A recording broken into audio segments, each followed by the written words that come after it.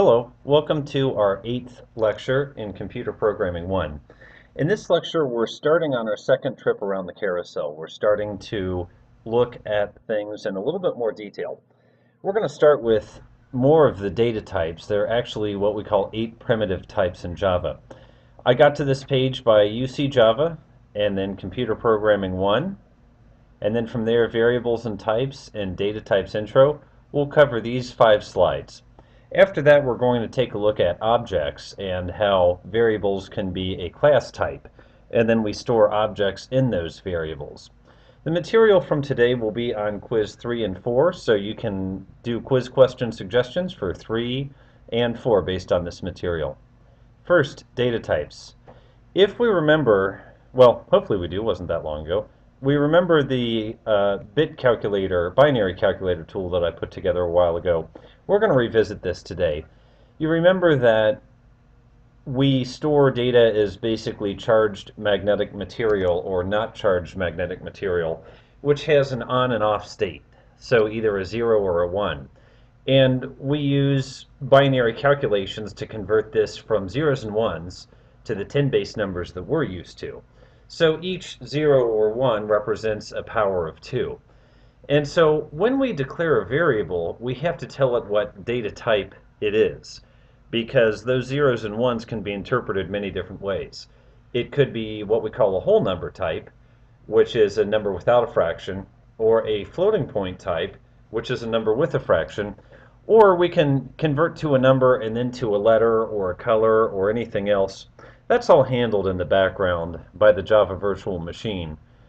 Needless to say, no matter what it is we're storing on a computer, this video, for example, or an email, or something on YouTube, or anything like that, is going to be stored eventually as zeros and ones. Okay, primitives. Primitive data types, there are 8 of them in Java.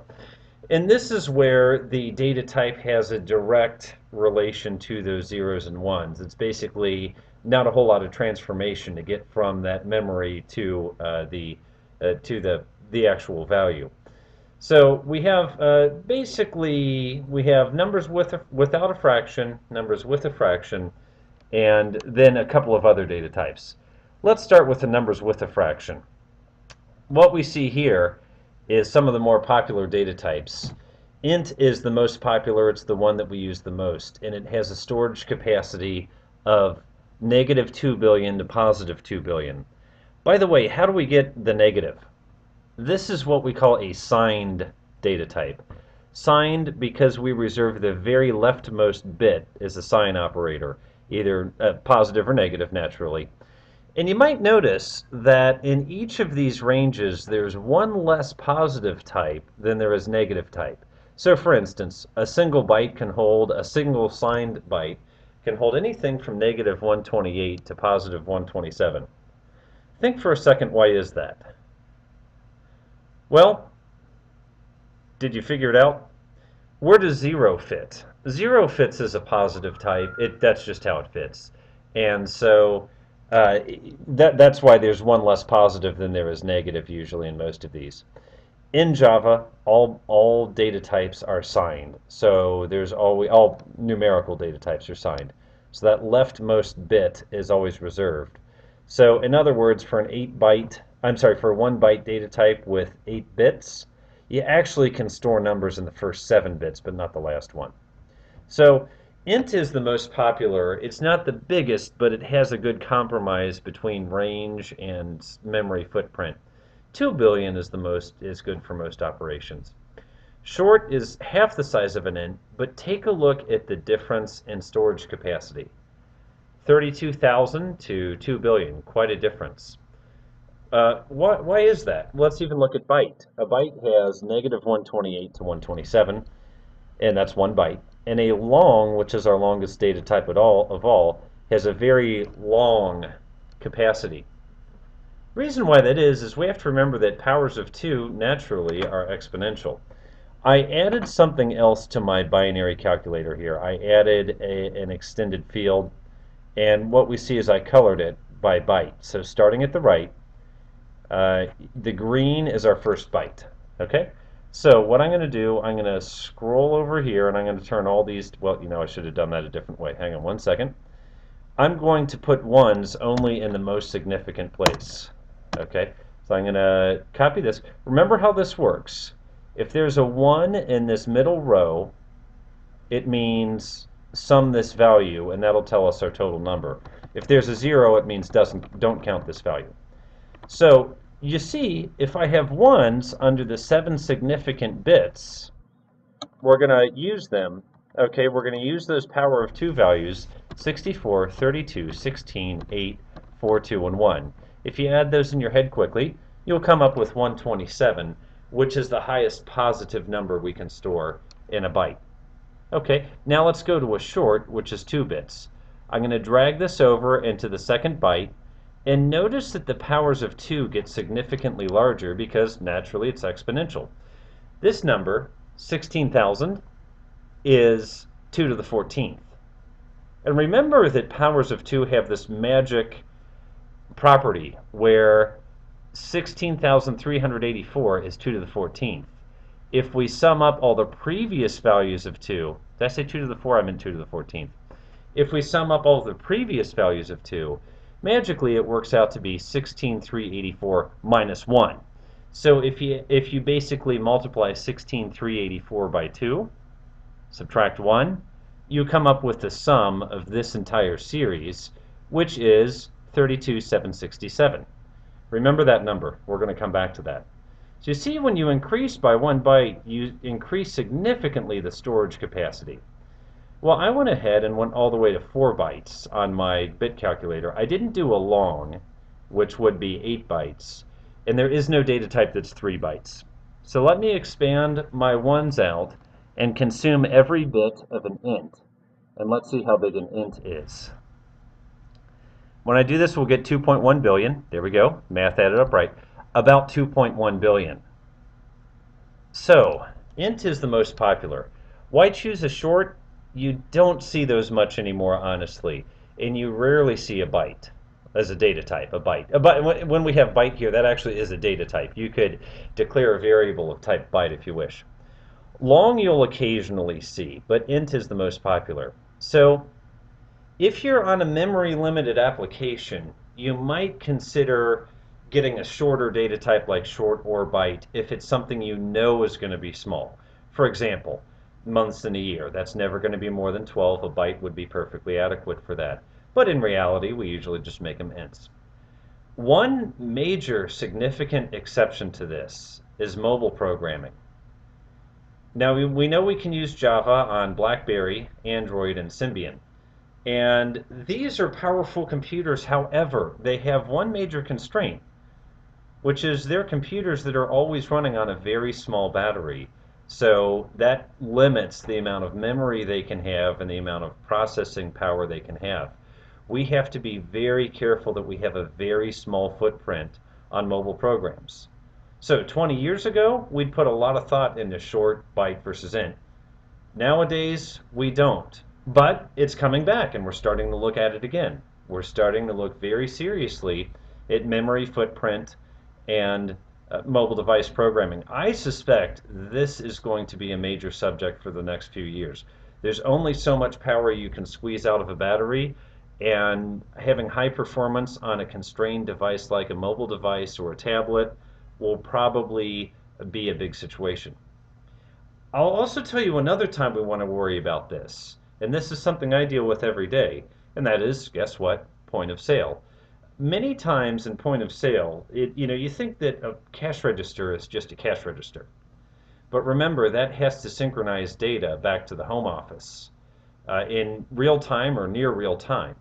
Okay, well, if you're someone like a small restaurant in Cincinnati, maybe one that sells chili, probably not a big deal because you're dealing with 100 stores or so.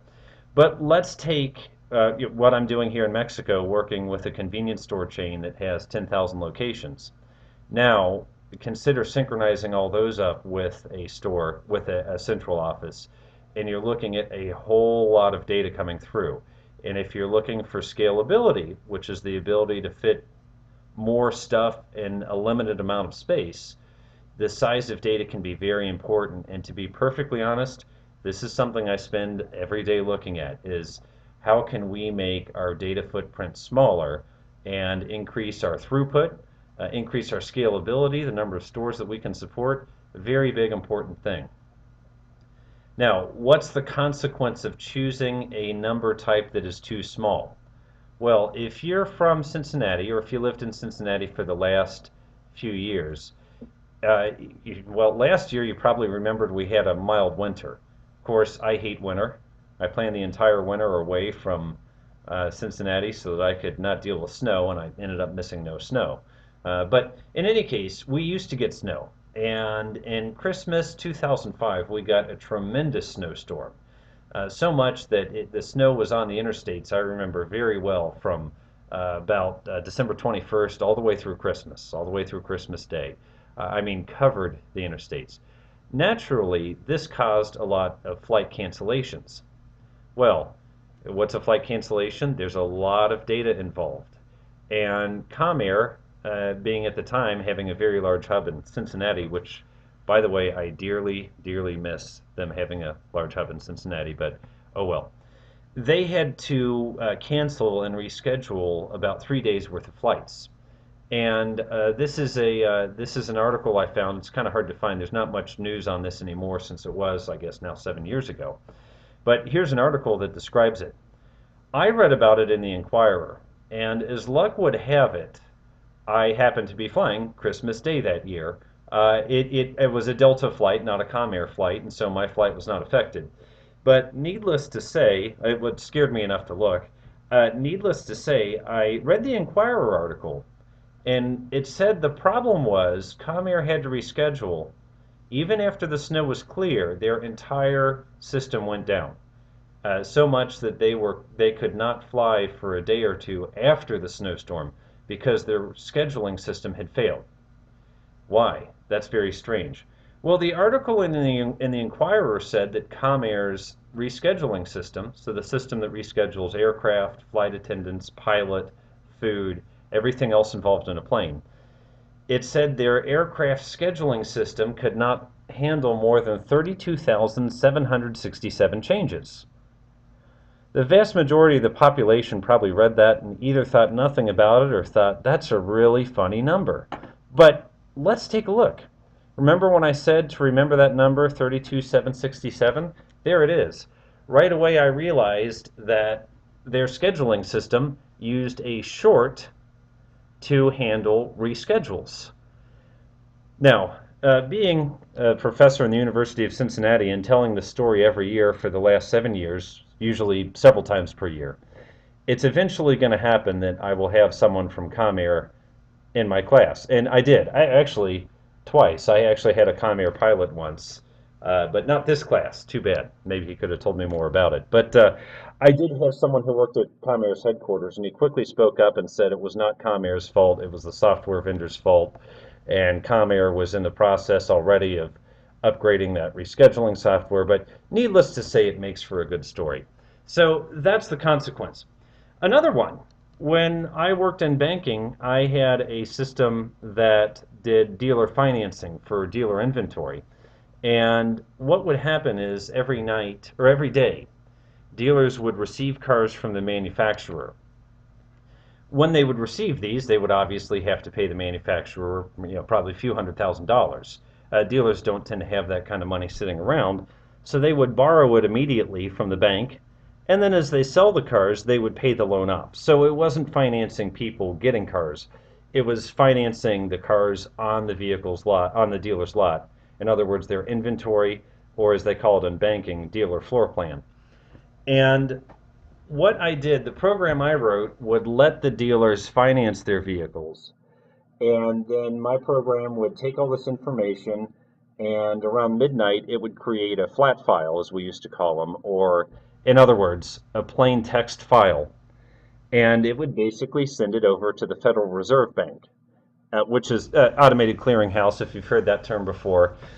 And if you ever do payment by check electronically, or you file your taxes, you have to put in the routing and transit number of your bank, the 9 digits at the bottom of your check, and then followed by your account number. So the routing and transit number at the bottom of your checkbook is basically your bank's phone number, basically. I mean, not their real phone number, but it's a way that the Federal Reserve can uniquely identify your bank. Well, as part of the safety check for this, at the end of this file, I had to sum every routing and transit number. And then I think I had to truncate all but 8 digits. And what would happen at the Federal Reserve is they would read this very same file, do the very same math, and then right before they actually exchanged the money, they would compare their number with my number. And if they matched, all's good, they'd transfer the money. If they did not match, then it would reject back, and that meant that people didn't get their money, which they were very disappointed. So I was very cautious about this, and as usual in the world of mainframe, this job ran overnight. So if it failed, it typically failed at a very inconvenient time. Luckily for me, I worked downtown at the time, and I also had an apartment downtown. It wasn't a big deal. I could always just go back into work. But needless to say, not something I wanted to do. Sure enough, we went from pilot of about 5 dealerships to all dealerships one night. And I had stored this routing and transit number hash in an int. Everything looked great in pilot.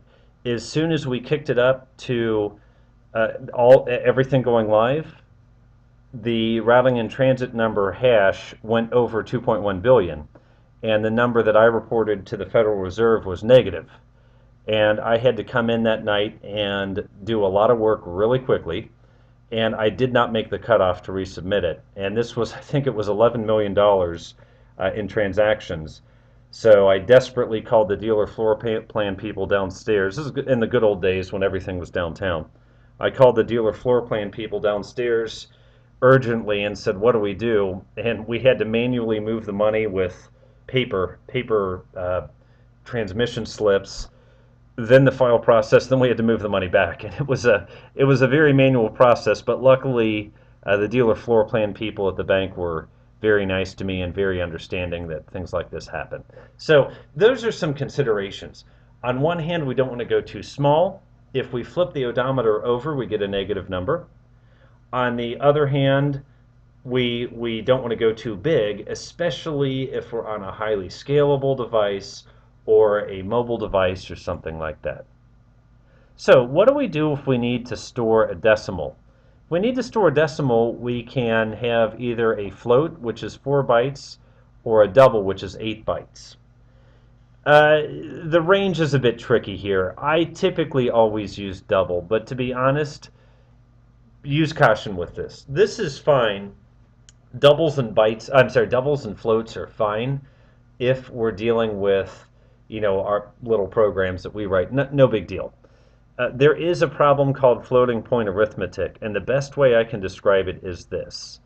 What is 1 divided by 3? If you represent it as a decimal, it's 0.33333 continuous. Well, a floating, a memory, a byte, has a limited number of places where it can store 0.33333. So eventually, it runs out of places. Now, think about it this way. What is 0.3? Is that 1/3? Actually, no, it's 3/10. Okay, now magnify that out, because usually it's actually about 333 million over 10 million or something like that. But when you start doing computations, this insignificant area can become significant. The very same bank, the very same dealer floor plan program, I was computing interest daily. And when the dealers would pay off the car, occasionally there would be a 1 cent balance just based on this floating point arithmetic. And because of that, they would pay it off, but it would still show on the bank's books having a balance of 1 penny. Well, they would get a detailed list each month of what they had on floor plan.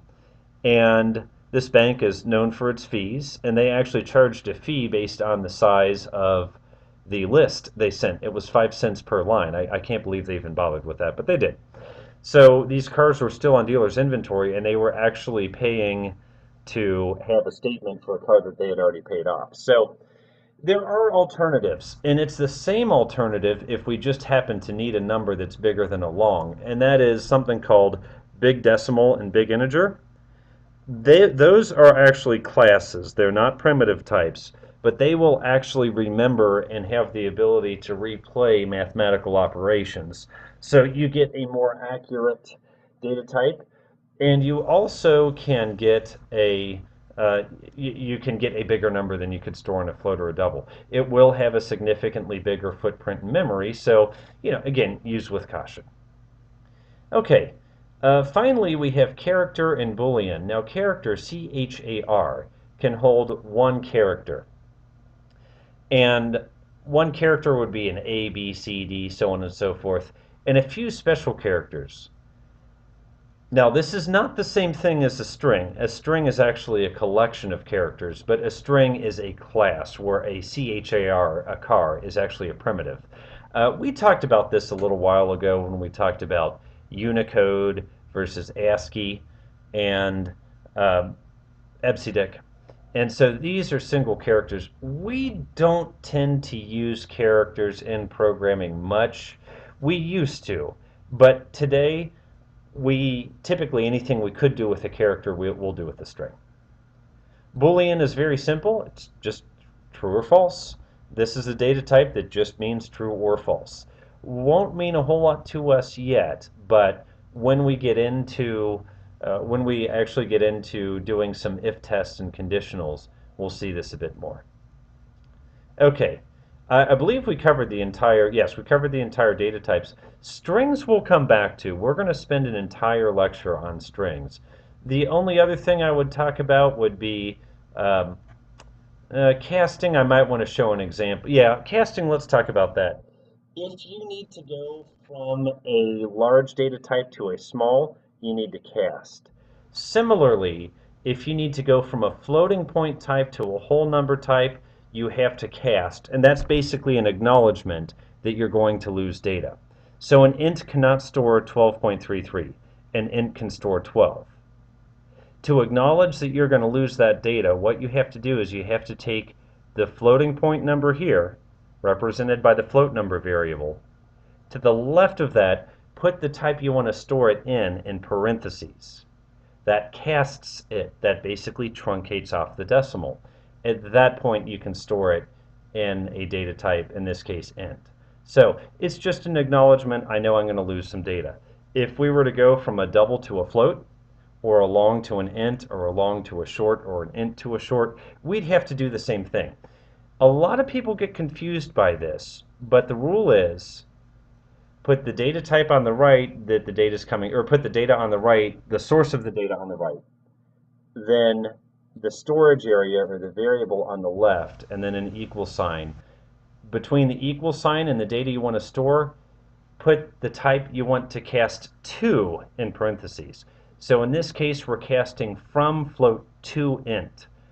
So we put an int in parentheses. Many times I'll see people put float here, but we're not casting from a float to a float. We're casting from a float to an int. So there we go. I think that will cover us pretty well. Variables, we know they need a name and a type.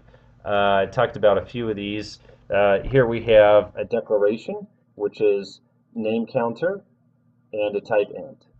Here we have declaration and initialization, which is int counter, and then an equal sign, and then the initial value we wish to store in that variable. Okay? This is also called assignment. Assigning a value to a variable is assignment. The very first one happens to be called initialization. One major warning, you can only declare a variable one time, and variables have to have unique names. In other words, you can't reuse a name. Sometimes I'll see people put the word int before every time they reference counter. You can't do that. You can only declare a variable once. And anytime you use a variable, it must already have been declared. So let me show an example of that in our vehicles program. Just one moment. Oops, sorry, move the screen. Okay, so if I look at our vehicles program, and then I'll look at driver. Okay, I'll bring this over so we can see it on screencast here. Just a second. Well, actually, you know what I'll do? I'll just expand it. Okay. if we take a look at this, this will work. Okay, double DBL gallons. Do I use that anywhere else? I don't think I do. Okay, if I were to say up here, one line up, if I were to say system out print line DBL, or let's just say gallons, I'll put that as a label, plus DBL gallons of gas. Okay, notice I get a red line. And it doesn't say, hey, you haven't declared the variable yet. Instead, it says, cannot find symbol. If you see cannot find symbol, that's not very descriptive, but it means one of two things, one of three things. Number one, you might have misspelled a variable or a method that you're trying to call. That's two things. Number three, then, is that you have not declared this yet. You've declared it somewhere else.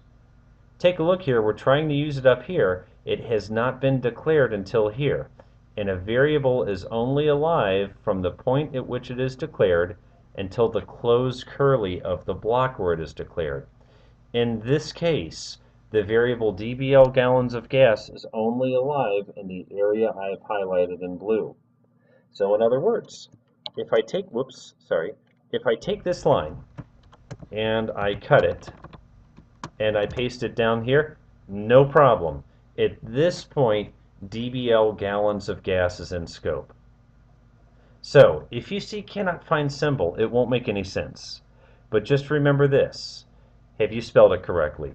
Have you capitalized it correctly? Because remember, Java's case sensitive, so a miscapitalization will be a problem. Have you already declared it? Okay, let me go ahead and show the other error. If I were to say DBL gallons of gas equals DBL gallons of gas plus 2, that would be fine. The error that I see people do is they try to redeclare. They try to put the word double here. That will not work. This error, what does this error say? DBL gallons of gas is already defined in prompt user. If you get that, make sure you're not declaring this twice. Okay, and to declare, you need data type and then variable name. Okay, so look for data type and then variable name twice. Another common error that I see is when people try to reuse the name of a variable. For example, up above we have string str gallons of gas. Sometimes I'll see this. I'll see people try to declare it again as a different type. You can't do that. We've already used this name once as a string. We can't use it again as a double. And that's why I make a subtly different variable name here between str gallons of gas and DBL gallons of gas. A slightly different name between the two. So, tell you what, we're almost at 28 minutes. I thought that I would talk about this and, there is one more thing I can talk about. Yeah, actually there is. If we take a look at my vehicle, and this is a bit tricky, as I say, we're starting on our second ride on the carousel. Believe it or not, we're into what would roughly be late week 4 of the 10-week quarter, so we're almost at the halfway mark. Now, we still have all the quizzes to go and all the quiz reviews, which will take some time. Each time you do a quiz, I'll review it and do a lecture on that. But material-wise, we're just about at the 45% mark, which is pretty good. So I kind of wanted to stay ahead because I know I'm going to be traveling a bit, and I didn't want to fall behind making videos and then throw a whole bunch at you at the last week. But in any case, take a look at my vehicle. This is a variable. The data type's funny here. The data type is vehicle, and vehicle is a class. What's a class? A class is a combination of attributes which describe the class and methods which do work. So a class is smart. It has multiple pieces of value and it has methods, okay, which do things. We can declare a variable of this type, and using that we can call methods on that variable. Okay? So, vehicle is a class, and inside of this class we're storing an object.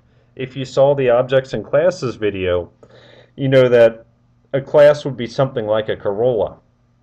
But then each individual Corolla in the world would be an object of that class, because mine might be black, yours might be silver. We both have color attributes, but different values. And that's what makes objects important. They can store different values in their attributes. There are probably millions of Cavaliers still in the world. Um, I'll tell you, in Mexico, there are what I see an incredible number of are the Nissan Sentras, lots of them, and Ford Rangers with four doors. They don't sell Rangers in the U.S. anymore, but anyway, alas, there we go.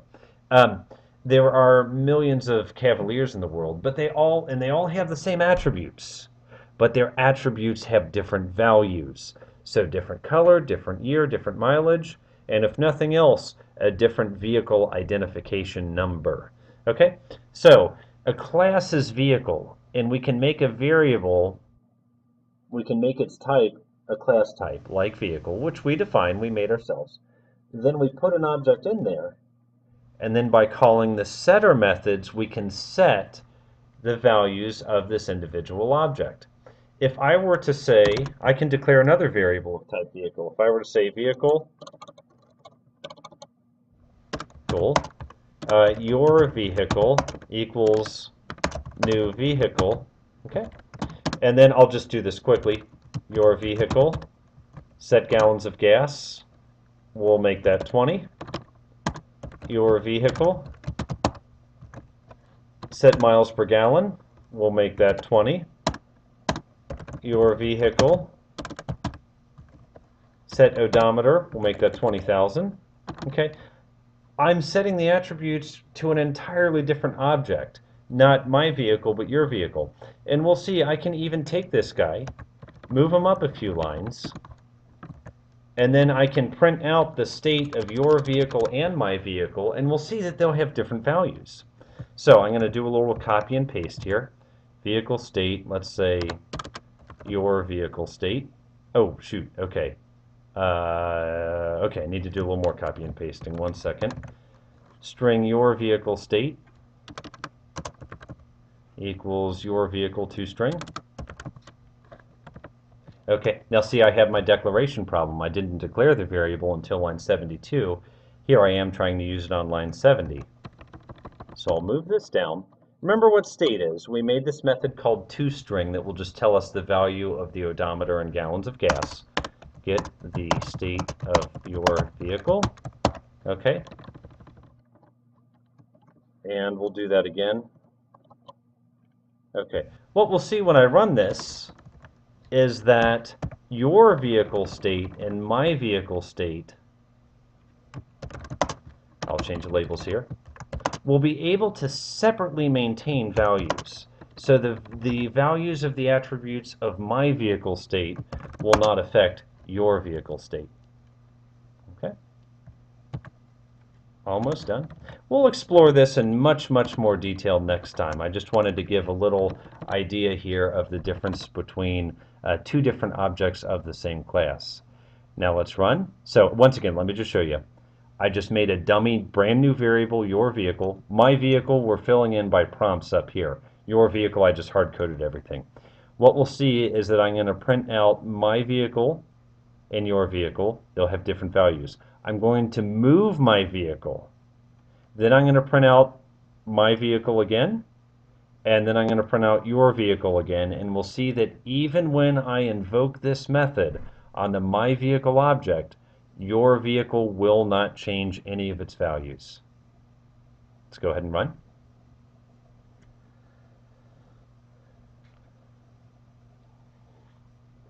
Okay, remember what I'm typing here only applies to my vehicle. So 10 gallons of gas, 10 miles per gallon, let's say 10,000 miles. Let's take a look at the output now. I'm going to scroll up. My vehicle, 10 gallons of gas, 10,000 miles. Your vehicle, 20 gallons of gas, 20,000 miles. Now I run my vehicle 100 miles. My gallons of gas, 100 miles at 10 miles per gallon, and 10 gallons of gas is going to reduce it to 0 gallons of gas and increase the odometer to 10,100 gallons of miles. Sorry. Your vehicle, though, remains with the exact same values. It has not changed. Okay, so if we have two different variables, we can change the values of one without affecting the values of another. especially if it's an object like this. We can call methods on one object and not affect the values of a totally separate object, even if both variables have the same data type. And in this case, that data type is the class vehicle. This is a tricky concept. If you're confused right now, don't feel too bad. Of course, the nice thing about this being an online class with pre-recorded lectures is you can go back and replay this. And that was one of the most important yet confusing topics in object-oriented programming. And I see right now I'm about 35 minutes and 30 seconds. I started that right around 27 or 28 minutes. So that's about 8 minutes to describe a very important yet complicated topic. So if you are still confused, rewind, replay until you hear me say this again. Keep doing it.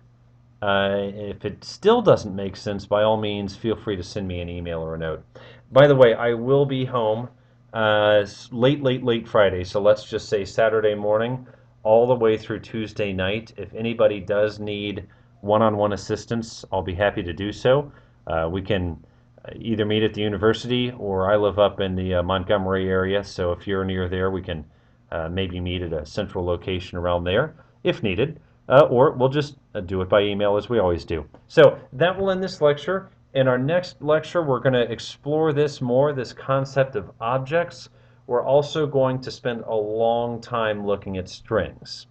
So quiz questions, suggestions, what do we say, 3 and 4 for this lecture. Thank you.